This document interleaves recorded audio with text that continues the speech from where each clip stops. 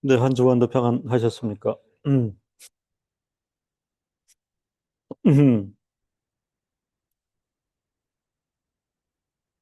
지금은 우리 한국 백성들뿐만 아니라 전 세계가 그 정서적으로 또 피부로 느낄 만한 그런 어떤 큰 고난이 예, 인류 전체에 마치 구름처럼 짙게 들이운 그런 시대인 것 같습니다. 우리가 아까 찬송가 118장을 같이 불렀죠. 내 영혼아 곧게요. 여호와를 찬양하라. 시편 말씀을 따라서 우리 개혁 성경은 그렇게 이제 제목을 정했는데 이 원래 이게 독일 교회의 대표적인 주일 찬송곡입니다. 그래서 이제 독일어로 보면은 핵심이 인내. 그래서 Geduld, die sollen wir haben. 성도들이여 우리가 모두 가져야 하는 인내. 어, 인내를 표현하고 있죠. 그 독일 찬송가의 대부분을 작곡한 페터 게하트, 그 위에도 나와 있어요. 목사님이세요. 1600년에서 1674년까지 사셨는데, 여러분 그 기간이 1610년, 18년부터 48년까지 사실은 1차 대전, 2차 대전 빼면 가장 비극적인 전쟁이었던 30년 전쟁. 더군다나 이게 카톨릭 진영과 개신교 진영의 치열한 종교 전쟁이다 보니까 수많은 사람들이 순교의 각오로 임하였고, 그래서 어떤 전쟁보다도 많은 사람이 희생되었던 30년 종교 전쟁을 고스란히 통과했던 분이 이 페터 게하르트 목사님. 그래서 여기서 그분이 얘기하고 있는 인내라는 표현은 예사롭지가 않다.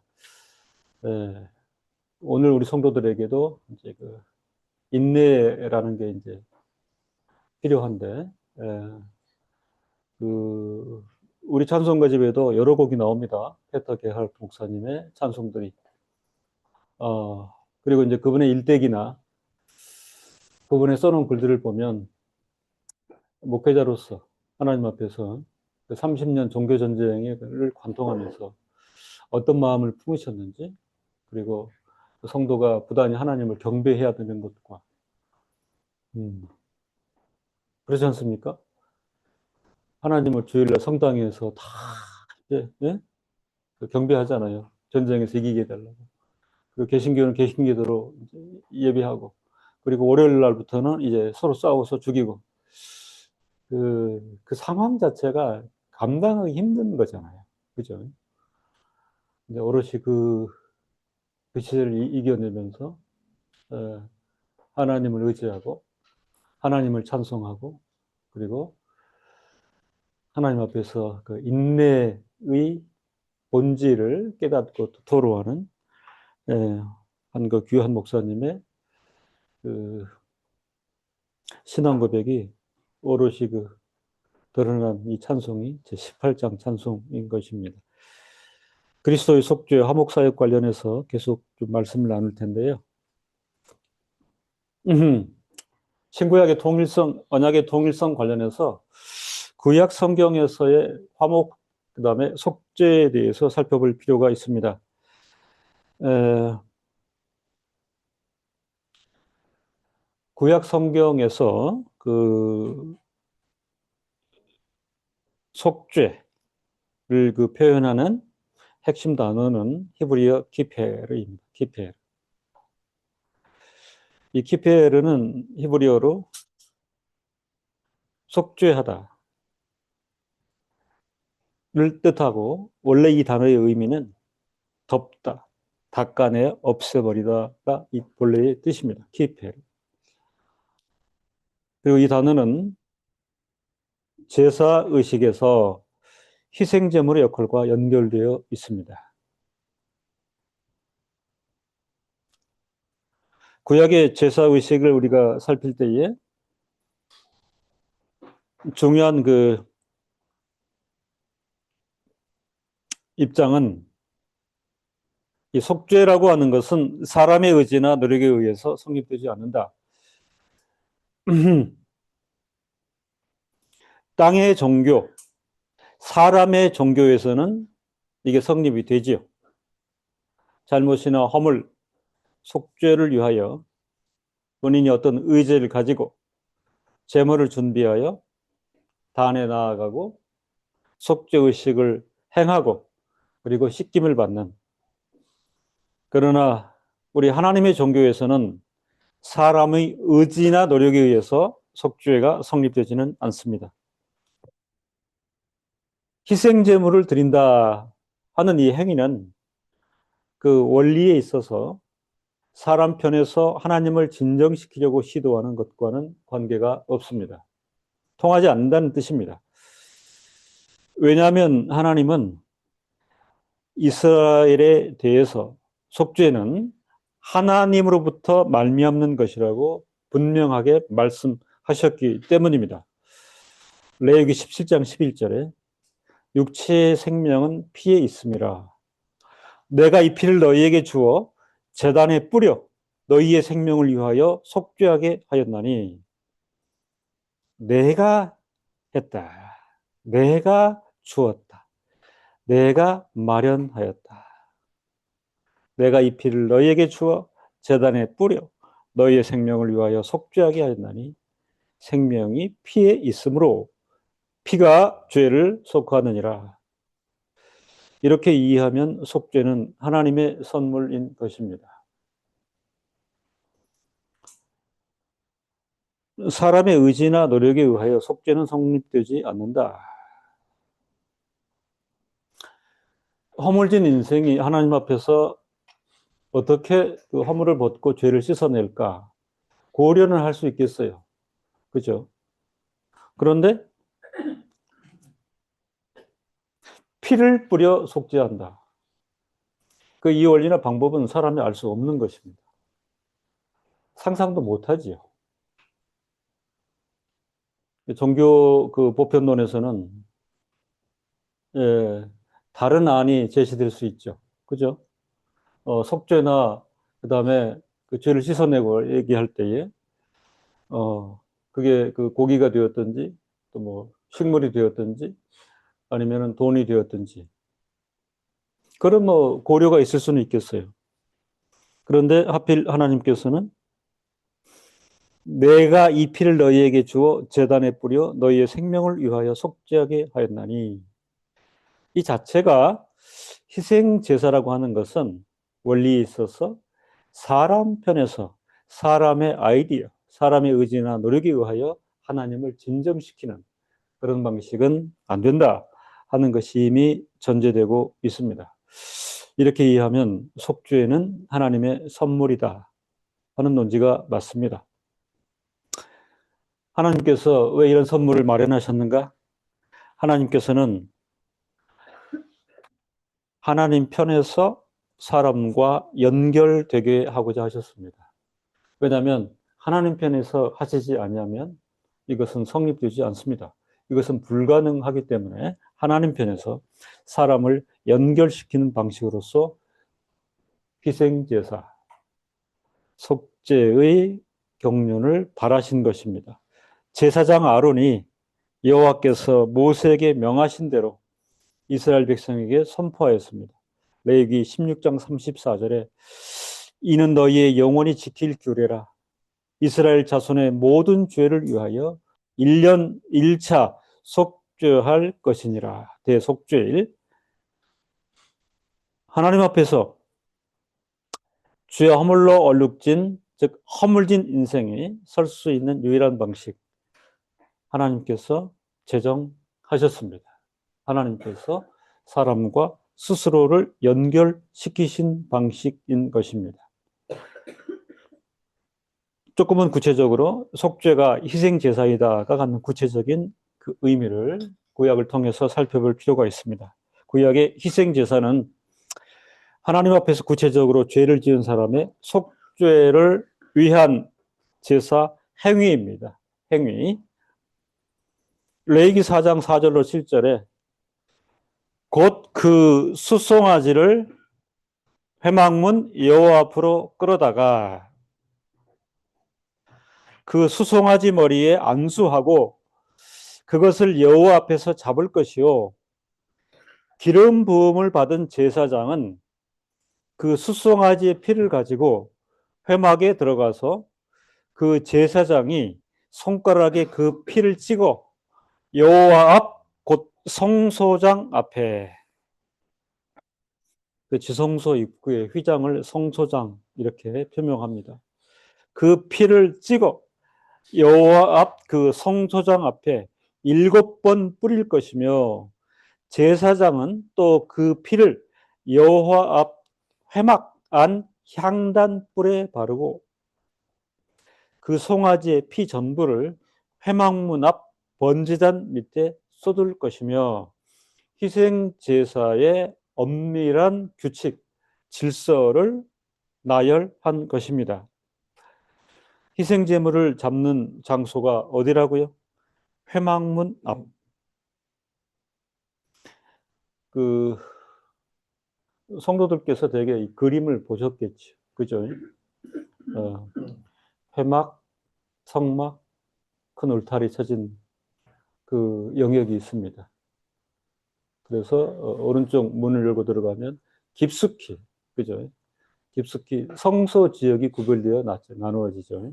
문을 열고 들어가야 되는데, 그리고 그 앞쪽 깊숙한 곳이 지성소, 그 초도에 있는 부분은 성소, 그 나머지 부분이 회막문 지역이에요. 그죠? 회막문 지역. 지금 그 얘기를 하는 것입니다.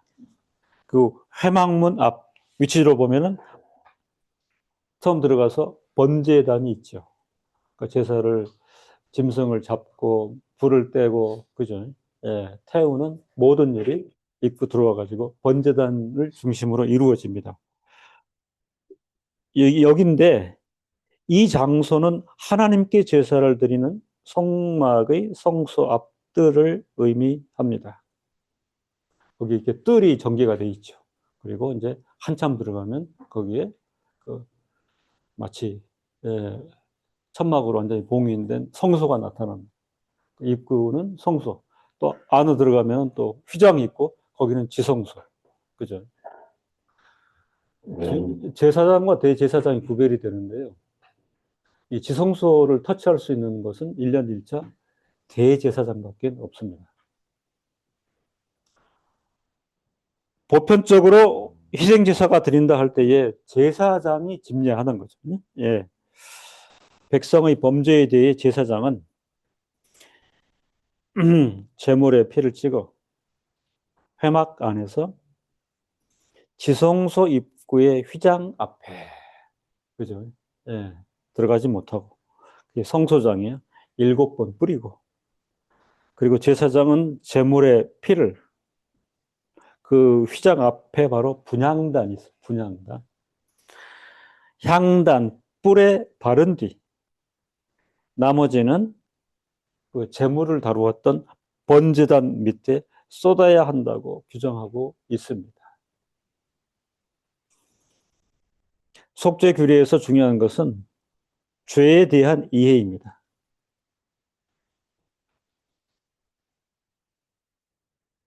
죄가 무엇이냐? 구약의 희생제사의 규례를 따라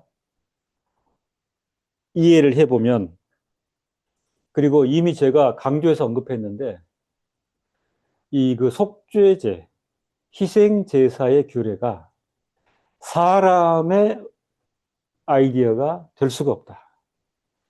하나님께서 마련한 선물의 성격이 있다. 근데 인생으로서는 시선을 집중할 수밖에 없는 게 죄의 문제가 달려있기 때문에 그렇습니다. 이 지금 희생제사의 규례가 딱 이렇게 봐도, 그죠? 건물, 시설, 그리고 제사 절차, 얼마나 힘들고 번거롭고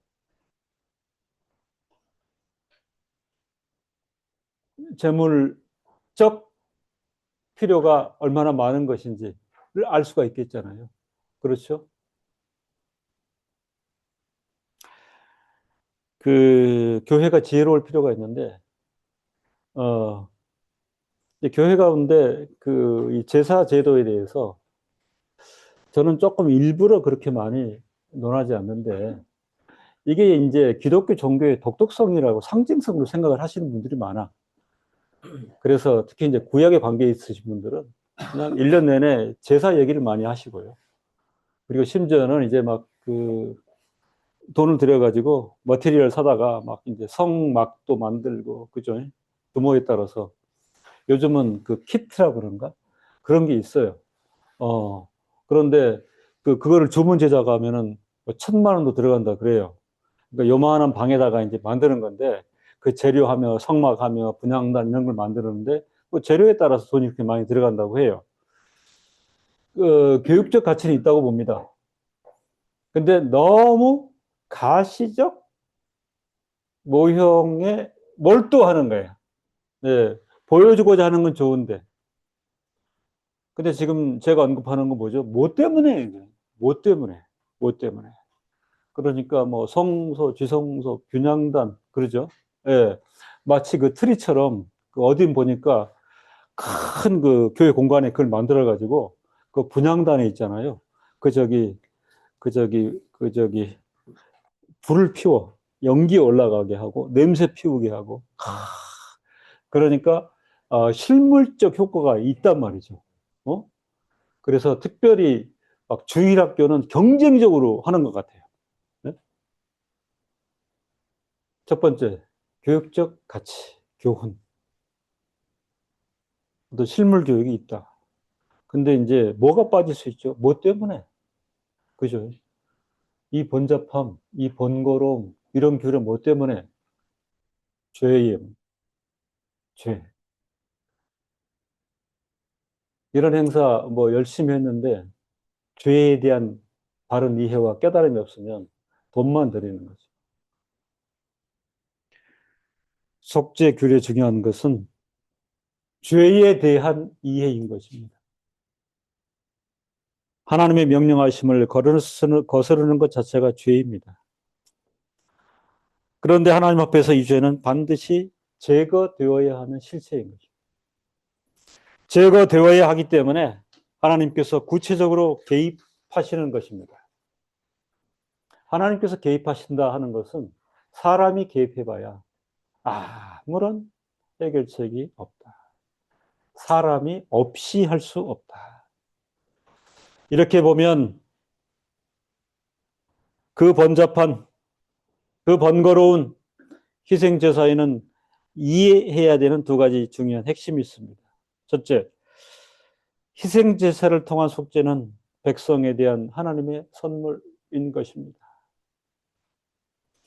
둘째는 이 희생제사는 하나님께서 명령하시는 것이요, 이에 대해 사람은 반드시 실행해야 하는 것입니다. 그것이 그 구약의 규례지요. 여기서 강력하고 절대적인 책무가 드러나고 있습니다. 백성의 범죄를 위하여서는 반드시 희생제사가 실행되어야 한다. 범죄를 위해서 희생이 있어야 한다. 히브리서 9장 22절이 이 희생 규례를 한 문장으로 정리하고 있는데, 율법을 쫓아 거의 모든 물건이 피로써 정결케 되라니 피 흘림이 없은즉 사함이 없느니라. 번제단에서 뭐가 무슨 일이 발생합니까? 무수한 재물, 동물들이 죽어가잖아요. 피 흘리면서. 그죠? 살아있는 동물이 죽어갑니다. 피를 흘려 죽어가는 거예요.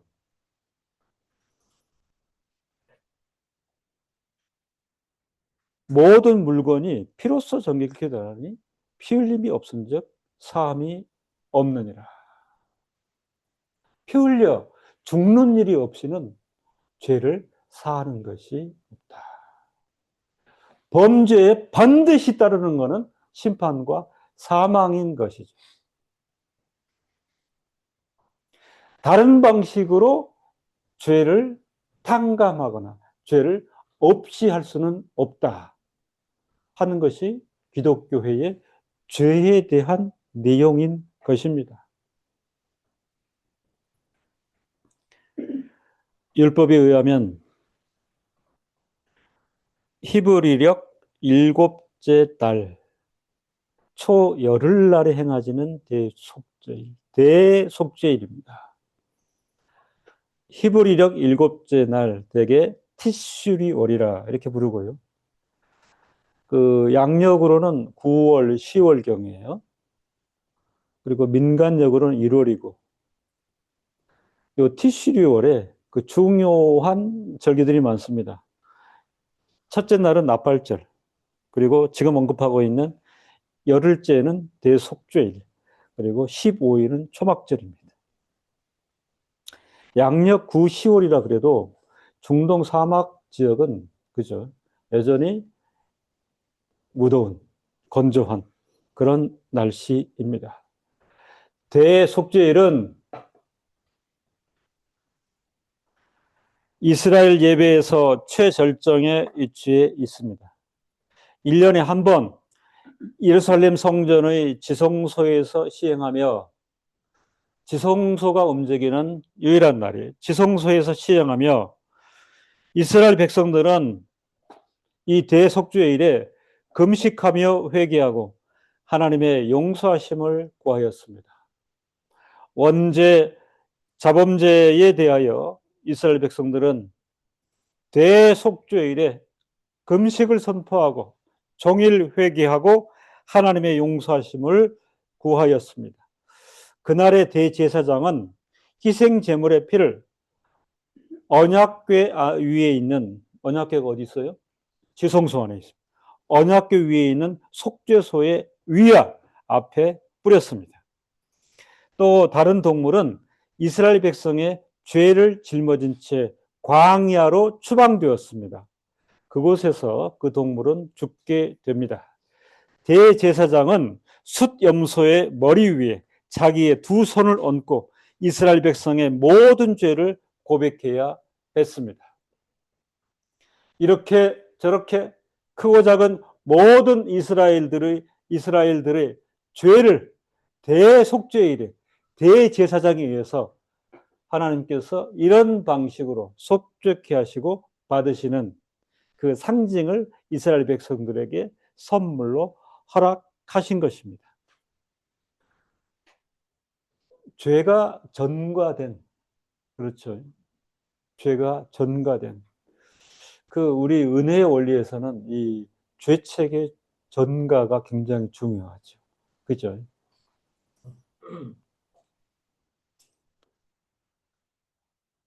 숫염소와 더불어 그 짐승 위에 두 손을 얹고 이스라엘 백성의 모든 죄를 고백해 했으므로 장시간 걸려서 고백한 이후에 그 짐승을 어디로 내보내요? 광야에 내보냈습니다. 그러면 그 짐승이 어떻게 되나요?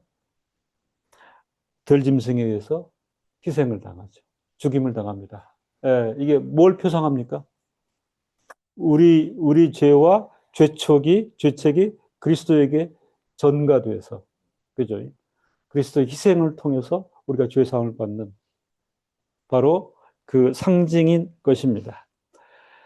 레위기 16장 21절로 22절에 아론은 두 손으로 산 염소의 머리에 안수하여 이스라엘 자손의 모든 불의와 그 범한 죄를 고하고 그 죄를 염소의 머리에 두어 미리 정한 사람에게 맡겨 광야로 보낼지니 염소가 그들의 모든 불의를 지고 무인지경에 이르거든 그는 그 염소를 광야에 놓을지니라.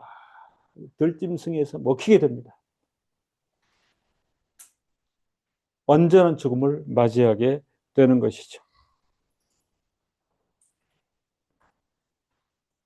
대제사장은 숫염소의 머리 위에 자기의 두 손을 얹고 이스라엘 백성이 모든 죄를 고백해야 했습니다. 백성들이 스스로 감당해야 되는, 그래서 심판받고 죽을 수밖에 없는 이 죄된 상황에서 이 모든 죄의 내용들을 전가시키고 짐승에게 그 짐승을 광야로 내보내서 죽게 만드는. 무슨 얘기입니까? 사람이 마땅히 심판받고 죽어야 되는 그 부분을 대신해서 짐승이 다 짊어지고 죽음을 맞게 되는.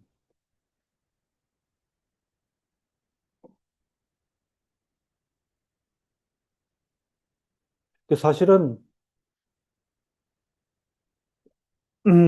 우리 종교 안에서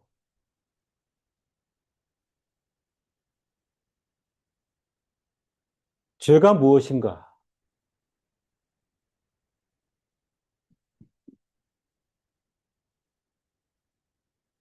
어떤 측면에서는 피상적인 이해가 있을 수 있죠. 뭐 그런 정도, 이런 정도. 구약의 그 제사 규례를 우리가 살피게 되면 참으로 치명적이고 죄의 상태는 심각하다 하는 것을 이해할 수 있습니다. 구약 성경의 언약적 예표와 신약에서의 실현, 대신하여 우리가 대속의 은혜라고 하잖아요. 그죠? 대속의 은혜. 그 우리 인간이 어리석고 그 연약해서 내가 직접 당하지 않으면 감을 못 잡잖아요. 그죠? 네. 숫, 염소, 짐승이 무슨 죄예요? 무작정 끌려와가지고. 그죠? 목을 따고 피를 다 흘리고 그 살을 그을려가지고 그 비명소리, 그 아우성.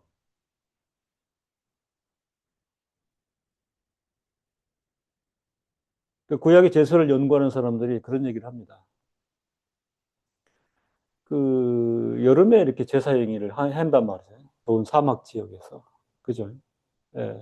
그러면 짐승들의 그 비명, 그 안 끌려가려고 하는 몸부림, 그리고 피가 막 튀고, 그 다음에 번제단에서 불이 올라갈 때에 여러분 난리가 아니잖아요. 그 정서가. 그리고 냄새가 진동했다 그러죠. 냄새가.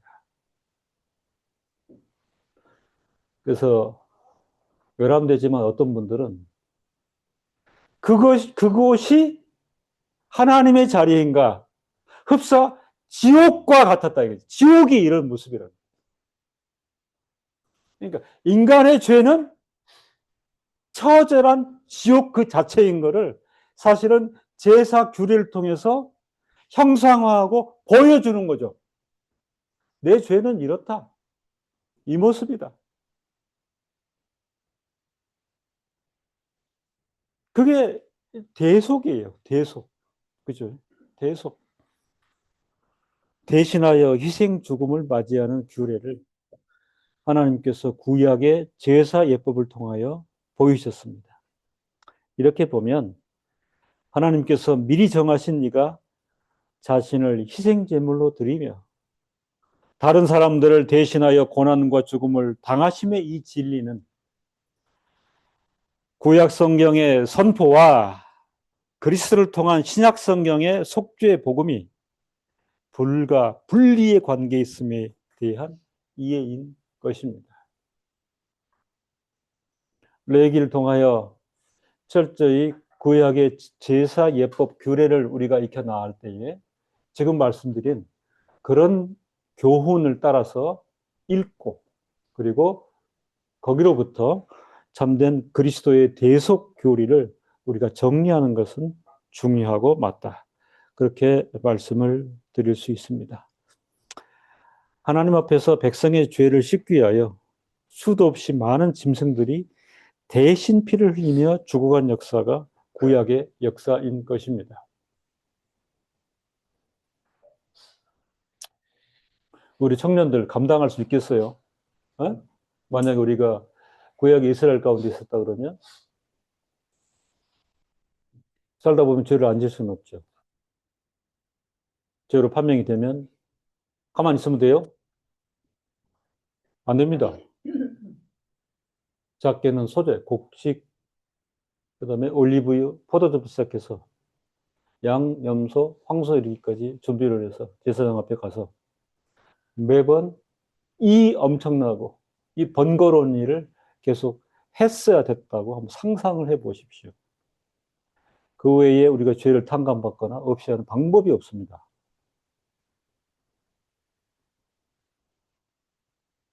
이런 걸 우리가 깊이 깨닫게 되면 은혜 시대의 복음이 사실은 너무 값싼 게 아닌가. 그리고 너무 값싸기 때문에 감을 못 잡는 거죠.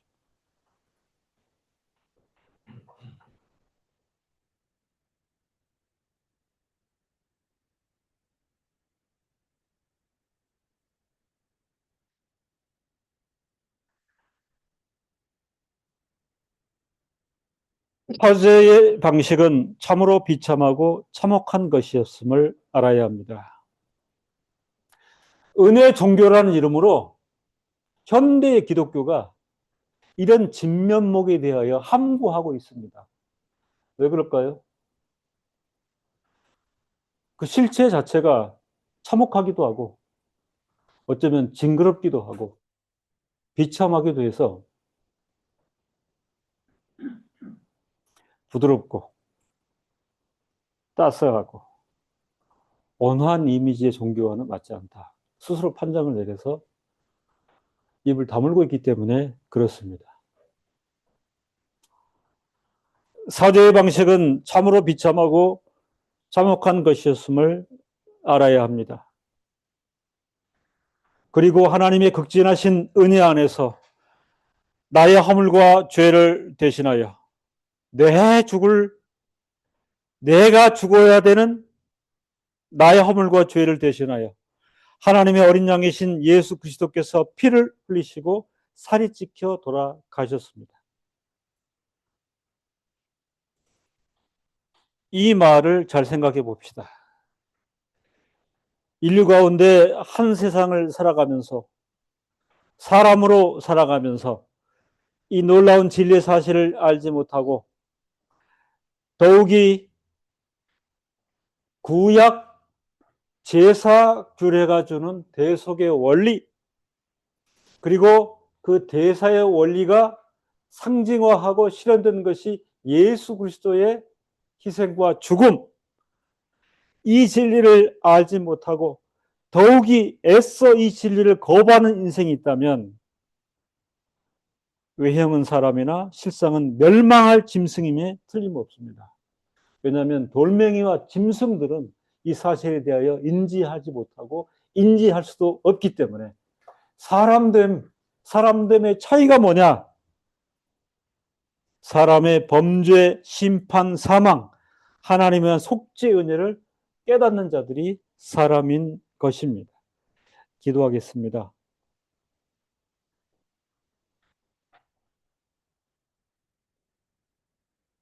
이 세상의 인생으로 살아가면서 수많은 기회에 진리 접하고 복음을 들으며